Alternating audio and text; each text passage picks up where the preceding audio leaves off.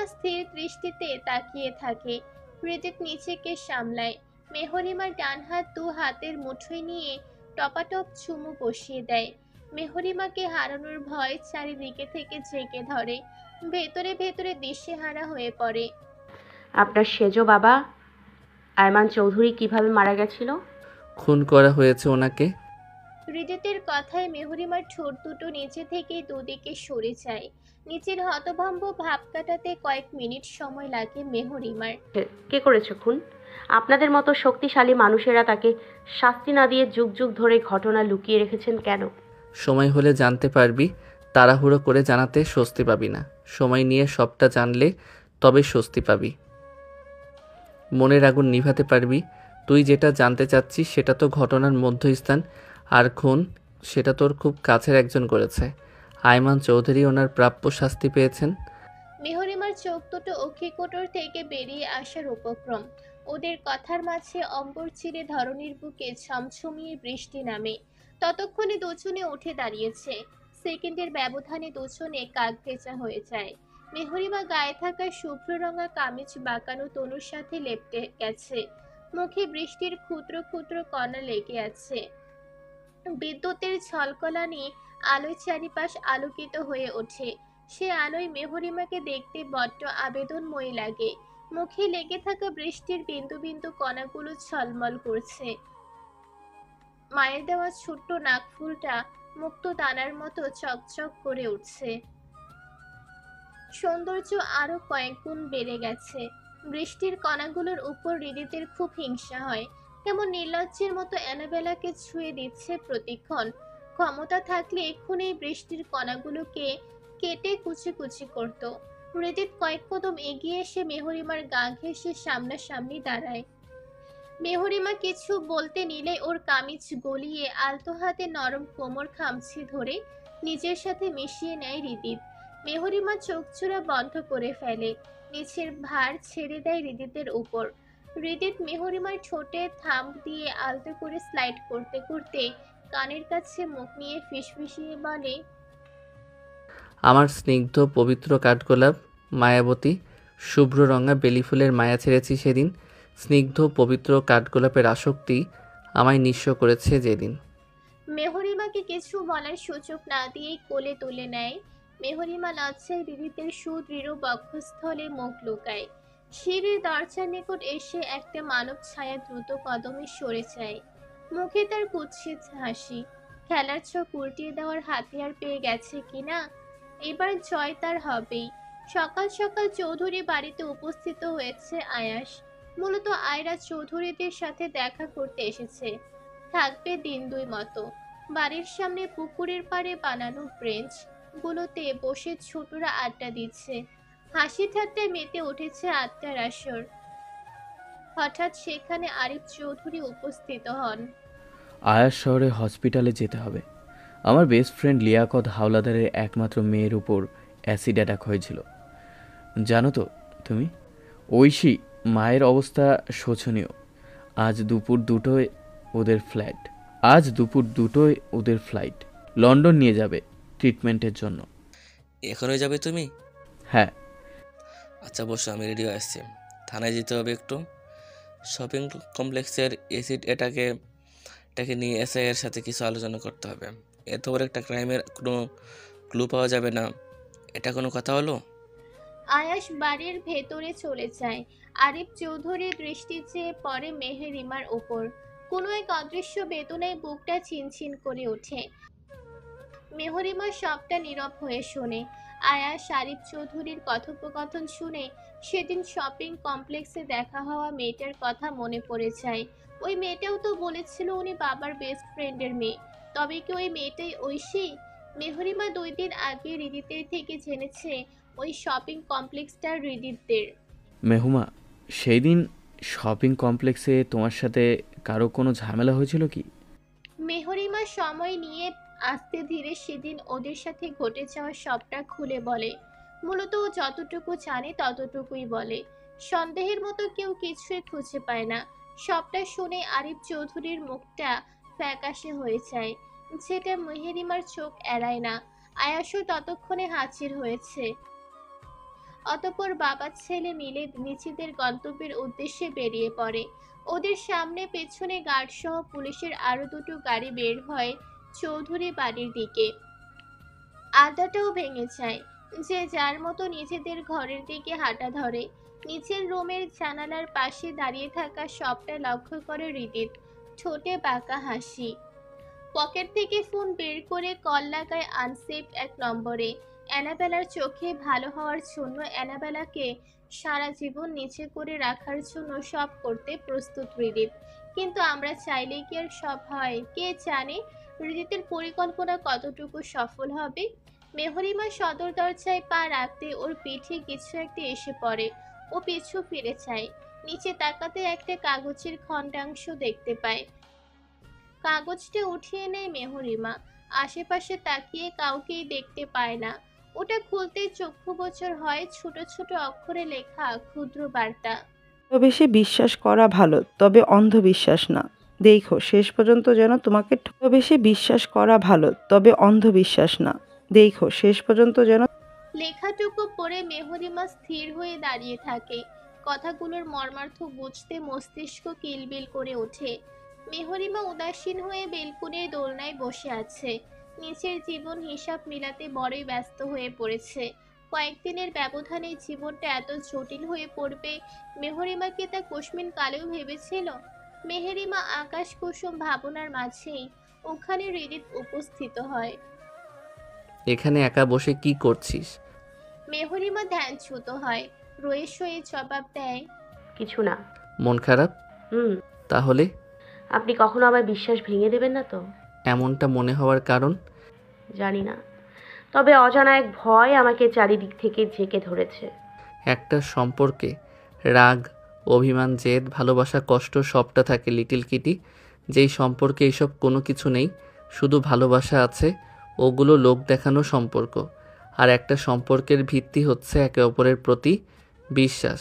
যখনই কোনো তৃতীয় পক্ষ প্রবেশ করবে একটা সম্পর্কে, তখনই সম্পর্ক ভাঙতে শুরু করবে। অ্যাকচুয়ালি আমি বোঝাতে চাচ্ছি, তুই কোনো তৃতীয় পক্ষের কথাই নাচিস না। আমাকে নিয়ে যত অভিযোগ সেটা আমার কাছেই করবি। এই দেয়ালের বাইরে যেন না যায় সেই অভিযোগ। তোকে ভালো রাখার দায়িত্ব আমি নিয়েছি, কোনো তৃতীয় পক্ষ না। মেহরিমা নির্বিকার চাহনি দিয়ে তাকিয়ে থাকে। কথাগুলো খুব করে মস্তিষ্কে গেঁথে নেয়। হৃদিত কথাগুলো বলে দীর্ঘশ্বাস ফেলে সামনে এগিয়ে আসে। মেহরিমার মুখোমুখি হয়ে ফ্লোরে হাঁটু মুড়ে বসে। মেহরিমার ঠান্ডা কনকনে হাত দুটো নিচের উষ্ণ হাতের মুঠোয় পুরে নেয়। ঠিক মতো নিজের যত্ন নিচ্ছিস না কেন? তার জন্য আপনি আছেন তো। ঠান্ডায় কোনো গরম কাপড় পরিসনি যে? ঠান্ডা লাগছে না তো? আমার তো লাগছে। ঘরে যেয়ে গরম কাপড় পরে আসুন। ওই কাপড়ে হবে না, তোকে লাগবে। তুই না হট, মাত্রই তো বললি। মেহরিমা ভ্যাবাচ্যাকা খেয়ে যায়। এটা আবার কখন বলল? হৃদিতের কথার উদ্দেশ্যে বুঝতেই মুহূর্তে মেহরিমা লজ্জা পেয়ে যায়। এই মানুষটা আজকাল একটু বেশি লজ্জা দেয় যেন। কোন কথা কোথায় নিয়ে গেছে ভাবা যায়। মেহরিমার মুখের দিকে তাকিয়ে সূক্ষ্ম হাসি হৃদিত। মেহরিমার হাতে অধর ছুঁয়ে দিয়ে নরম কণ্ঠে বলে, আমাকে কখনো ছেড়ে যাবি না তো? কাউকে ভালোবাসলে ছেড়ে যাওয়া যায় নাকি? ভালোবাসিস আমায়? মন তো বলে বাসে। কতটুকু? জানি না, তবে যতটুকু ভালোবাসলে আপনাকে জান্নাতেও পাবো, ঠিক ততটুকুই ভালোবাসতে চাই। ইহ জীবনেই আমার সাথে নিজের সব শখ আহ্লাদ মিটিয়ে নে। ওই জীবনে আমাকে নিজের সঙ্গী হিসেবে পাবি না। তুই পবিত্র, স্নিগ্ধ, অথচ আমি হৃদিতের অধৈর্যরা আঙুল দিয়ে চেপে ধরে মেহরিমা। হৃদিতকে নিচের কথা শেষ করতে না দিয়েই বলে, আপনি ভালো খারাপ যেমনই হন না কেন, ইহকাল পরকাল সবকালেই আপনাকেই লাগবে আমার। আর এমন কথা কখনো বলবেন না। হৃদিত মেহরিমাকে নিয়ে উঠে দাঁড়ায়। মেহরিমার বোকামিতে সরলতায় মুচকি হেসে ওকে বুকে জড়িয়ে নেয়। আচ্ছা বলবো না। মধুচন্দ্রিমা কোথায় করতে চাস? বাংলাদেশ নাকি অ্যাব্রোড? তোর যেখানে ইচ্ছা। মধুচন্দ্রিমার শব্দটা কর্ণগোচর হতে মেহরিমার মনে বসন্তের দোলা দিয়ে ওঠে। ছড়িয়ে পড়ে ফুলের সুবাস। কেমন অদ্ভুত অনুভূতি হয়। লজ্জায় হৃদিতের শক্তপোক্ত বুকে মুখ লুকায়। লজ্জা পেলে ছোট্ট মেহেরিমা আসবে কিভাবে? আমি অ্যাট ফার্স্ট বাবা হতে চাই। মেহরিমা এবার লজ্জায় মিয়ে যায়। হৃদিত হাতের বাঁধন আরো দৃঢ় করে। সমুদ্র পছন্দ নাকি পাহাড়? বোধ এমন জায়গায় যেতে চাই যেখানে পাহাড় সমুদ্র একে অপরের সাথে মিলেমিশে একাকার, নিজের সুখ দুঃখের কথা অনায়াসে বলতে পারে একে অপরকে, সাথে জঙ্গল হলে মন্দ হয় না। মিনমিনে কণ্ঠস্বর মেহরিমার। হৃদিত হেসে ওঠে। যথা আজ্ঞা মহারানী, আপনি যা বলবেন।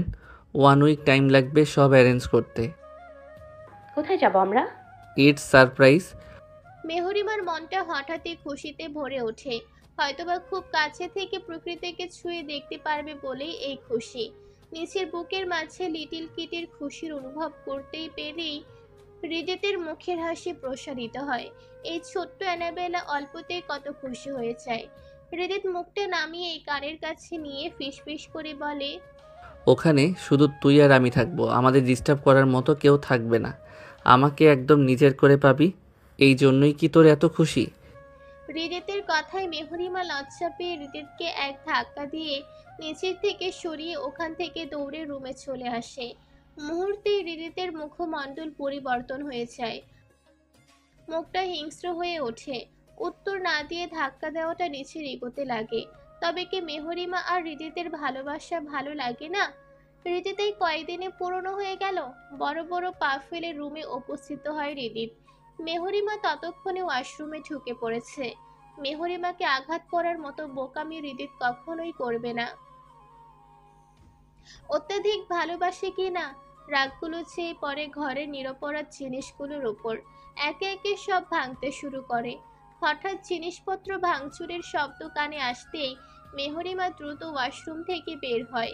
কয়েক মিনিটের ব্যবধানে ঘরের লণ্ডভণ্ড অবস্থা দেখতেই মেহরিমা হতভম্ব হয়ে দাঁড়িয়ে থাকে। তার থেকে বেশি ভয় হৃদিতের আচরণ রাগকে। সব তো ঠিকই ছিল, হঠাৎ করে কি এমন হয়ে গেল? এত রেগেই বা গেল কেন? মেহরিমার মাথায় কিছুই ঢোকে না। ততক্ষণে শব্দ শুনে নিচে থেকে সবাই দৌড়ে উপরে উপস্থিত হয়েছেন। তাবান তাইফ দ্রুত হাতে দরজা ধাক্কাতে থাকে। ভাবি, ভাবি আপনি ঠিক আছেন? দরজা খুলুন তাড়াতাড়ি। তাবানের কণ্ঠস্বর শুনতে মেহরিমা কাঁপা কাঁপা পায়ে দরজার নিকট এগিয়ে যায়। দরজাটা হালকা খুলতেই তাবান দ্রুত এক গ্লাস পানি এগিয়ে দেয় মেহরিমার দিকে। ভাবি ভাইয়াকে পানিটা খাওয়ান, শান্ত করুন। মেহরিমা ভয়ে ভয়ে হৃদিতের দিকে তাকায়। দিন দুনিয়া ভুলে ঘরের জিনিসপত্র ভাঙচুর করতে ব্যস্ত। মুখ দিয়ে একাধারে কিছু বলেই চলেছে। হৃদিতের হিংস্রতা দেখে মেহরিমা শুকনো ঢোক গেলে। উনি রেগে আছেন, আমি পারবো না। ভয় পাবেন না, আপনাকে কিছু করবে না। তাড়াতাড়ি যান, পানিটা দেন ভাইয়াকে। মেহরিমা কিছুক্ষণ থমকে দাঁড়িয়ে থাকে, বুকে সাহস জমিয়ে হৃদিতের পায়ের দিকে হাত এগিয়ে যায়। তাবান দরজা বন্ধ করে পেছনে ঘুরতেই বাড়ির সকলের প্রশ্নাত্মক দৃষ্টির সম্মুখীন হয়। মুখে জোরপূর্বক হাসি টেনে বলে, ভাই একটু রেগে আছেন, তাই তো কিছু ভাঙচুর করছে। ভাবি কল দিয়ে পানি চাইলো, সেটাই দিতে এসেছিলাম। টেনশন করো না তোমরা, তেমন বড় কোনো ঝামেলা না। হৃদিতের রাগ সম্পর্কে কম বেশি সবাই জানে, তাই সবাই খুব সহজেই সবটা বিশ্বাস করে নেয়। সহসাই প্রস্থান করে থেকে যায় শুধু আয়াস আর আরিফ চৌধুরী। দুজনে কিছুক্ষণ বন্ধ দরজার দিকে তাকিয়ে দীর্ঘশ্বাস ফেলে প্রস্থান করেন। তাবান তাই ভাব ছেড়ে বাঁচে, দৌড়ে নিজেদের ঘরে চলে যায়। মেহরিমা এগিয়ে যেয়ে ধীরে কণ্ঠে ডেকে ওঠে, শুনছেন? একটু শান্ত হন। হৃদিত পেছনে ফিরে তাকায়। মেহরিমা কাঁপা কাঁপা হাতে পানিটা এগিয়ে দেয়। মেহরিমা কিছু বলার আগেই হৃদিত গ্লাস উঠিয়ে এক ঢোকে সবটা শেষ করে। বড্ড পানির পিপাসা পেয়েছিল কিনা মেহরিমাকে আশ্চর্য করে দিয়ে 10 মিনিটের ব্যবধানে হৃদিত একদম শান্ত হয়ে যায়। মেহরিমাকে হাজারবার সরি বলে ফেলেছে ইতিমধ্যে। আধা ঘন্টার মধ্যে নিচেই রুম পরিষ্কার পরিচ্ছন্ন করে ফেলে। মেহরিমার কেবল অবাক চোখে সবটা দেখেই চলেছে। মনের মাঝে হাজারো প্রশ্ন খচখচ করতে থাকে। মস্তিষ্কে আসন্ন কথাটা উপলব্ধি করতে পেরেই বুকটা কেঁপে ওঠে। আরিফ চৌধুরী আয়েশ বাড়ির সামনে মেইন গেট বরাবর রাস্তায় দাঁড়িয়ে আছে। শীতের রাতে ঠান্ডা বাতাসে ক্ষণে ক্ষণে কেঁপে উঠছে দুটো পুরুষালী শরীর। দুজনেই নিশ্চুপ। আয়াস নিস্তব্ধতা ভেঙে বলে, মানুষ এক ভুল কতবার করে বাবা? নিজের ছেলের কথায় ছেলের দিকে দৃষ্টিপাত করে আরিফ চৌধুরী, মুখে হাসি। কথাটা কোন দিক মিন করে বলেছে খুব করে বোঝেন উনি। এমপি তো আর মুখ দেখে হননি। যতদিন না তার শক্তপোক্ত একটা শিক্ষা হয় ততদিন। তবে কি মায়ের এখনো শিক্ষা হয়নি বাবা? অন্যকে নিচে নামানোর প্রতিযোগিতায় নামলে মানুষ নিজের বিবেক জ্ঞান সব হারিয়ে ফেলে। বড় কোনো সমস্যা বাঁধার আগেই মাকে নিয়ে ঢাকায় ফিরে চলো। হৃদিতকে একটা সুন্দর সুস্থ জীবন কাটাতে দাও। এবার যে পাপীকে তার শাস্তি পেতেই হবে। মেহুকে তোমরা যেমন ভাবছো ও কিন্তু তেমন না। অবনী আন্টির সেকেন্ড ভার্সন মেহু। ও সব সত্যি জানলে না আমরা রক্ষা পাবো না হৃদিত। মেহুমা হৃদিতকে ভালোবাসে, কখনো বিচ্ছেদ চাইবে না, এটা শিওর থাকো। আর আমার পাপের বোঝা বয়ে বেরোনোর চেয়ে শাস্তি পাওয়া শ্রেয়। একটা মেয়ের জীবন নষ্ট করতে একটু বুক কাঁপেনি তোমার বাবা? তোমার নেওয়া একটা ভুল সিদ্ধান্তে এই ভরা সমাজে একটা মেয়েকে কলঙ্কিত হয়েছে। পাল্টেছে সময়, পাল্টেছে সব কিছু, কিন্তু মনের ক্ষত সেটা কি একটু পাল্টেছে, একটু কমছে? আয়মানের মৃত্যুর সত্যিটা আমার মনের প্রতিশোধের আগুন জ্বালিয়ে দিয়েছিল। সত্য মিথ্যা যাচাই করার অবস্থা ছিল না। মানুষ কিভাবে নিজের পায়ে নিজে কোড়াল মারে সেটা তোমাকে না দেখলে কখনোই জানতে পারতাম না বাবা। বড্ড আফসোস হয় তোমার জন্য। অবশ্য মায়ের বুদ্ধির কাছে তুমি নেহাতই একটা চুনোপুটি। তুমিও তো ভালোবেসে ঠকে গেছো আয়েশা। আমি চাইলে এখনই ওকে ছুঁড়ে ফেলে দিতে পারি। তাহলে ছুঁড়ে ফেলছো না কেন? আমার রাজনৈতিক ক্যারিয়ারে এটার ইফেক্ট পড়বে। সত্যি কি তাই? বাবার কথায় আয়াস চুপ হয়ে যায়। আহ, আয়াসের ভালোবাসা সেটা সে এতটাও ঠুনকো না। সেটা তো গভীর ভালোবাসা, চাইলেও ছুঁড়ে ফেলা সম্ভব না। বেশ কিছুক্ষণ কেটে যায় নীরবতায়। ভালোবেসে ঠকে যাওয়ার মাঝে শান্তি আছে বাবা, কিন্তু ভালোবেসে ঠকানোর মাঝে কোনো শান্তি নেই। আছে শুধু আক্ষেপ, এক বুক কষ্ট ভরা, যেটা না কাউকে বলা যায় আর না নিজের কাছে বয়ে বেড়ানো যায়। আয়াসের কথায় আরিফ চৌধুরী আঁখি চূড়া বন্ধ করে ফেলে। চোখের পাতায় ভেসে ওঠে সুন্দর অতীত, এক কিশোরীর মায়াবী মুখাবয়ব। কি সুন্দর তার হাসি! এখনো এই হৃদয় এই কানে ঝংকার তোলে সেই হাসি। এক পাক্ষিকভাবে এতটা ভালোবেসেও নিচের করা একটি ভুলে নিচের ভালোবাসা, নিচের ভালো থাকা সব হারিয়েছে এক নিমিষেই। কাউকে ঠকালে বিধাতা বোধহয় তার ভাগ্যেও ভালো থাকাটা আর লেখে না। ভালোবাসার কাছে হেরে যায় দুজন পুরুষের কষ্টে খুশিতে মেতে ওঠা এক নারী মন। পৈশাচিক হাসি দিয়ে পরক্ষণে গুনগুনিয়ে কেঁদে উঠে বলে, এই চৌধুরী বাড়ির কেউ কখনো ভালোবেসে সুখী হতে পারবে না। আমার মতোই বুকে ভালোবাসার আগুন নিয়ে সবাইকে জ্বলতে হবে, পুড়তে হবে। হসপিটালের করিডোরে পেতে রাখা একটা চেয়ারে বসে আছে মেহরিমা, দৃষ্টি নিবদ্ধ ফ্লোরে। পাশের চেয়ারে বসে ফ্যাচ ফ্যাচ করে কেঁদে চলেছে মাধবী। সকালের প্রথম প্রহরে হার্ট অ্যাটাক করেছেন জলিল শেখ। সেই সকালে শহরের হসপিটালে নেওয়া হয় ওনাকে। শহরের ডক্টরেরা নিজেদের অপারগতা প্রকাশ করতে তৎক্ষণাৎ ওনাকে নিয়ে চৌধুরী পরিবার আর শেখ পরিবার ঢাকার উদ্দেশ্যে রওনা দেন। বড় একটা প্রাইভেট হসপিটালে অ্যাডমিট করানো হয় জলিল শেখকে। এখন অপারেশন চলছে ওনার। গতকাল রাত থেকে হৃদিতের উপর একটা চাপা রাগ জমেছে মেহরিমার। কোটি কোটি টাকা গাড়ি বাড়ি সব আছে বলেছে, রাগ উঠলে ঘরের জিনিসপত্র ভাঙচুর করতে হবে, এই কেমন কথা? এই বিষয়ে গতরাতে দুজনের মাঝে একটু কথা কাটাকাটি হয়েছে। হৃদিত হার মেনে নিয়েছে। গতকাল রাত থেকে সহস্রবার সরিও বলে ফেলেছে ইতিমধ্যে। তবুও মেহরিমার রাগ কমেনি। আসলে সোনার চামচ দিয়ে জন্ম নেওয়া পোলাপান টাকার মর্ম বুঝবে কিভাবে? বড়লোকের ছেলেমেয়েরা মূলত এই টাকার জমি উচ্ছনে যায়। মেহরিমার মনের মাঝে হাজারো প্রশ্ন জমা হয়েছে, কিন্তু এর উত্তর কোথায় পাবে? কে দেবে? এই মনের ভার কমাবে? হৃদিতের সমস্যায় কিছুটা আঁচ করতে পেরেছে মেহরিমা। এই নিয়ে যে তাবান তাইফের সাথে একটু কথা বলবে সেই সুযোগও হয়ে ওঠেনি। সারা রাত না ঘুমিয়ে ভেবেছিল সকালে এই বিষয়ে কথা বলবে, কিন্তু তার আগেই ঢাকায় ছুটতে হয়েছে। সকালে কোরআন শরীফ পড়ার সময় বাবার হার্ট অ্যাটাকের খবর পেতেই মেহরিমা পুরো পৃথিবী থমকে যায়। সে এক কাপড়ে চৌধুরী বাড়ি ত্যাগ করে শেখ বাড়িতে উপস্থিত হয়। বাবার জন্য বুক ফেটে কান্না আসছে, খুব কষ্টে গলায় আটকে থাকা কান্নাটা গিলে ঠায় বসে আছে মেহরিমা। মেয়েদের যে এত সহজে ভেঙে পড়তে নেই, এই কয়দিনে খুব করে এটা বুঝে গেছে মেহরিমা। নিজের ভাবনার মাঝে চোখের সামনে একটা পানির বোতল ধরা দেখতেই হাতের মালিকের দিকে দৃষ্টিপাত করে হৃদিতের মলির মুখমণ্ডল। মেহরিমা খুব মায়া হয়, কিন্তু মুখ ফুটে কিছুই বলতে ইচ্ছে করছে না। মূলত এই জগৎ সংসারে প্যাচে পড়ে মন, মস্তিষ্ক, শরীর ক্লান্ত হয়ে পড়েছে। এর জন্য বোধহয় মা বলতো, আমরা মানুষেরা কল্পনাতেই সুখী, বাস্তবতা বড়ই কঠিন। কি ভাবছিস এত? এভাবে থাকলে অসুস্থ হয়ে পড়বি তো। হুম। হৃদিত দীর্ঘশ্বাস ফেলে, তার মানে অ্যানাবেলা কিছুই শোনেনি। আমার উপর রাগ অভিমান যত মন চাই কর, তবে এটার জের ধরে নিজের প্রতি অবহেলা অযত্ন করিস না প্লিজ। নিজেকে বড্ড অপরাধী লাগে আমার। আমাকে একটু সময় দে, তোর রাগ অভিমান সব ভাঙিয়ে দেব। দুপুর গড়িয়ে বিকাল হতে চলল, অথচ এখনো কিছুই মুখে দিলি না। এ কেমন অভিমান তোর? হৃদিতের কথায় মেহরিমা হতবাক হয়ে যায়। হৃদিতের উপর করা রাগ থেকে ও তো কিছুই করেনি। মন ভালো না থাকায় খাবার খায়নি, খেতে মন না চাইলে খাবেটা কিভাবে? আর এই মানুষটা কত দূর পর্যন্ত ভেবে নিয়েছে, কিন্তু ক্লান্ত মস্তিষ্ক সত্যটা বলতে একটু ইচ্ছে প্রকাশ করলো না। বাবার অপারেশন ঠিকঠাকভাবে শেষ হোক, তারপর খাবো। আপাতত খেতে ইচ্ছে করছে না। পানিটা নিয়ে মাধবীর সাথে ওয়াশরুমে যেয়ে ফ্রেশ হয়ে আয়, ভালো লাগবে।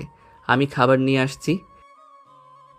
কথাটা বলেই পানির বোতল মেহরিমার হাতে ধরিয়ে দিয়ে দ্রুত পায়ে ওখান থেকে প্রস্থান করে হৃদিত।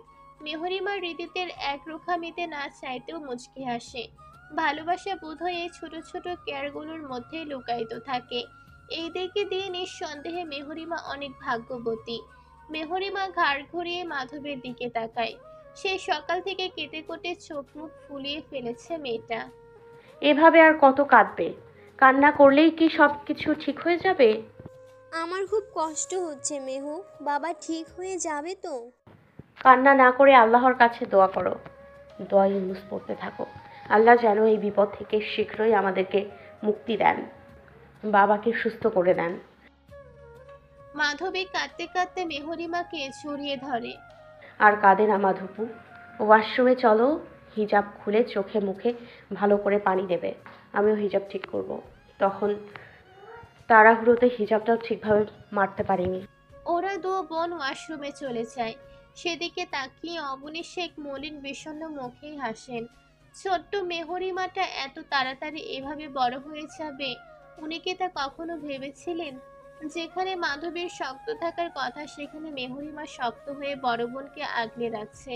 দৃশ্যটা খুবই মনোমুগ্ধকর লাগে ওনার কাছে, মন জুড়িয়ে যায়। এজন্যই বোধহয় মানুষ বলে সময় আর দায়িত্ব মানুষকে সবচেয়ে বেশি ম্যাচিওর করে তোলে। বয়স সে তো দুটো সংখ্যা মাত্র। মেহরিমা মাধবী ফ্রেশ হয়ে এসে দেখে হৃদিত খাবার হাতে দাঁড়িয়ে আছে। ওদের দেখতেই সামনে এগিয়ে আসে। এই করিডোরের লাস্টেই খাওয়ার জন্য আলাদা একটা হল রুম আছে, ওখানে যেয়ে তোরা দুজন খেয়ে নে, আমি বাকিদের খাওয়ানোর ব্যবস্থা করি। আপনি খেয়েছেন? হ্যাঁ, তোরা তাড়াতাড়ি খেয়ে আয় যা। হৃদিতের কথাটা মেহরিমার ঠিক বিশ্বাস হয় না। তীক্ষ্ণ দৃষ্টি দিয়ে তাকিয়ে থাকে। হৃদিত আবারও তাড়া দিতেই তীব্র অনিচ্ছা নিয়ে খাবারগুলো হাতে করে হলরুমের দিকে পা বাড়ায় মেহরিমা মাধবী। হৃদিত অবনী শেখের কাছে আসে। অবনী শেখ, আয়েশা চৌধুরী, আতিয়া চৌধুরী একসাথে বসে আছেন। ত্রিধা, তাবান, তাইব বাইরে খেতে গেছে, হসপিটালে বসে খেতে পারবে না সেজন্য। আচ্ছা চৌধুরী আরিফ চৌধুরীর সাথে কি একটা কাছে বাইরে গেছেন। আয়াস আরিশাকে নিয়ে ওর বাবার বাসায় গেছে। ওদের সাথে আয়রা চৌধুরী পুরো পরিবারও আছে। হসপিটালে থাকতে চেয়ে নাকি ওনাদের দম বন্ধ হয়ে আসছে। ঢাকাতে এসেছে সবে 1 ঘন্টা, এসে নিজেদের ঢং শুরু করে দিয়েছে। আয়াস এক প্রকার বিরক্ত হয়ে ওনাদেরকে রেখে আসতে গেছে। আর এমনিতেও প্রয়োজন ছাড়া হসপিটালে ভিড় না জমানোই বেটার। শ্রেয়া চৌধুরী নিজেদের বাসায় গেছে। কেন গেছে সেটা অবশ্য সকলের নিকট অজানা। মা, মেজমা, ছোটো মা, তোমরা খাবে না? হসপিটালে পেশেন্টের পাশে থেকে সুস্থ সবল মানুষ। আমরা ঠিক আছি বাবা।